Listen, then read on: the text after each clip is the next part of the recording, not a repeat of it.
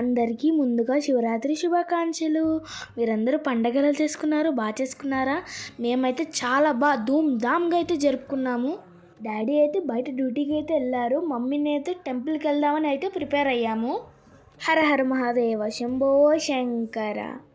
ఇంట్లోనే మా బుజ్జి శివయ్యకి అయితే అభిషేకం అయితే మమ్మీ అయితే చేసేసారు ఇంట్లో. వేసిన ముగ్గు చూడండి, నాకు చాలా బాగా నచ్చింది. కలర్స్ వేయడానికి అయితే మాకైతే కుదరలేదు. ఇప్పుడైతే టెంపుల్కి వెళ్ళిపోదాం. అమ్మమ్మ నాకు స్టిచ్ చేసి డ్రెస్ అయితే పంపించారు, అదైతే వేసుకున్నాను నేను. అందవే చూసేద్దాం.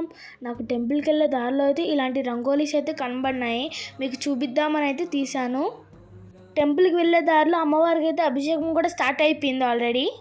నేను టెంపుల్కి వెళ్ళంగానే స్వామి అయితే డివోషనల్ సాంగ్స్ అయితే పెట్టమన్నారు. దండం పెట్టుకున్న తర్వాత అయితే రావి చెట్టు, అదే నాగేంద్రవారు అంటారు కదా, అక్కడికైతే వెళ్ళి అయితే మేము గంధము, పసుపు, కుంకుమ పెట్టి అయితే పూజ అయితే చేసుకున్న తర్వాత మేమైతే ఒక ఆంటీ చెప్పారు అక్కడ సత్సాయిబాబా టెంపుల్ ఉందని చెప్తే మేము సత్సాయిబాబా టెంపుల్కి అయితే వెళ్ళిపోయాం. అక్కడ శివయ్యకి రుద్రాభిషేకం చేస్తున్నారంట. యాక్చువల్లీ మేమైతే ప్రిపేర్ అవ్వలేదు అక్కడికి వెళ్దామని చెప్పేసి, కానీ శివయ్య చూసారో మమ్మల్ని ఎంత మంచిగా అక్కడికి రప్పించుకున్నారో. ఇది కూడా ఒక మంచి అదృష్టంగా అయితే మేమైతే భావిస్తున్నాము. కూడా ఎప్పుడైనా ఇలా జరిగిందా నాకైతే కామెంట్ చేయండి. ఇక్కడ నాకు నచ్చిన విషయం ఏంటిదో తెలుసా, పెద్దల నుంచి చిన్న పిల్లల వరకు ఒక్కొక్కరితో అభిషేకం అయితే చేయించారు. బయటకు వచ్చిన తర్వాత ఆ గ్రీనరీ చూస్తే నాకు చాలా బాగా అనిపించింది. టెంపుల్ బ్యాక్ సైడ్ చెట్టు చూరు ఎంత పెద్దగా ఉందో.